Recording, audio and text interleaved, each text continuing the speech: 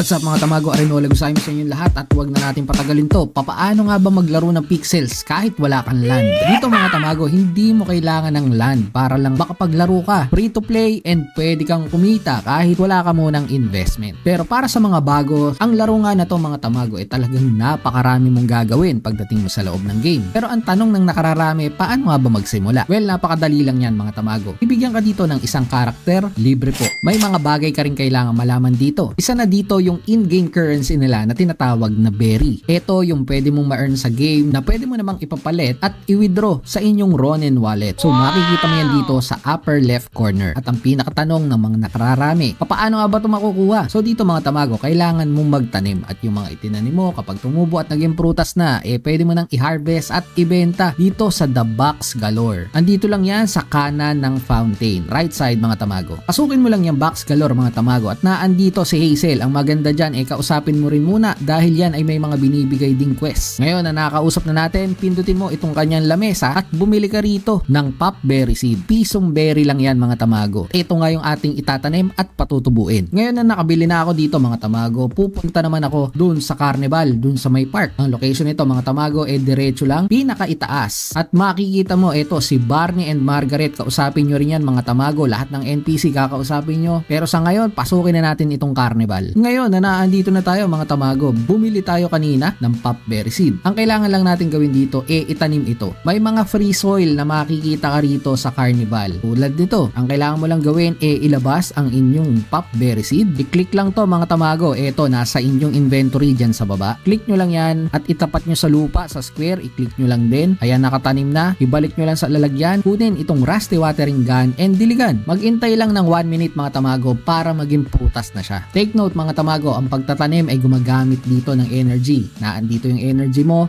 sa bandang itaas, upper left corner din. Andito na nga mga tamago, no, tumubo na at naging prutas na to. Kunin mo lang tong gunting at gupitin, pitasin ang prutas. So pupunta na yan sa inventory mo. +1 pop berry mga tamago. So ang kailangan mong gawin bumalik ka dun sa Box Galore at ibebenta natin ito kay Hazel. Kailangan lang natin pumasok ulit dyan, The Box Galore, at pindutin ulit yung lamesa ni Hazel dito para makapag buy and sell. Ngayon ay magbebenta na nga tayo, kaya pindutin natin tong sell at makikita natin dito yung available na mga bagay na pwede nating ibenta. Ang hinahanap natin dito mga tamago ay ito, pop berry. Sa nakikita nyo ang presyo dito 3 berry na po. Nabili nyo yung buto ng 1 berry lang at kapag naging prutas na siya, pwede mo siyang ibenta kay Hazel ng 3 berries. So tumubo ka ng 2 piso. Basically mga tamago, ganun lang mo pa iigutin ang inyong mga resources. Bibili ka ng piso, ibebenta mo ng 3. Yun nga lang mga tamago, kapag ikaw ay nagtatanim dito, nauubos ang inyong mga energy. Pero huwag kayong mag-alala dahil kapag kayo ay naka-AFK, madadagdagan naman ito. Kung maubusan ka ng energy, pwede kang pumunta dito sa top farms, pinakakaliwa lang dun sa may fountain at makikita mo itong sauna mga tamago. Dito sa sauna mga tamago, kahit hindi ka VIP, pwede kang lumangoy dito sa swimming pool at makakakuha ka ng free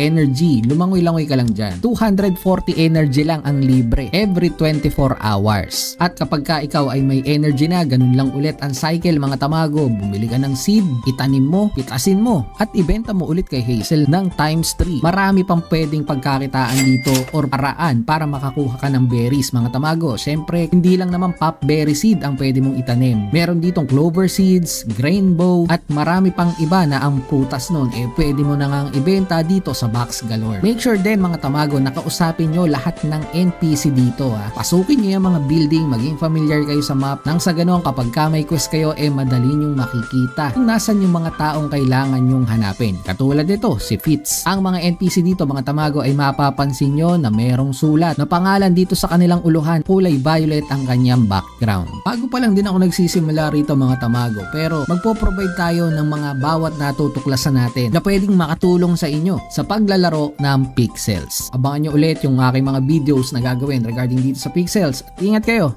tamago out. Pwede na naman. Halika na't sumama sa aming barangay, samahang masaya, ano pang hinihintay? Kung online games ang iyong gusto, dito ka sa guild ko, solid to sa aming community na puro makulit, mga hari na trash talk pero malupit.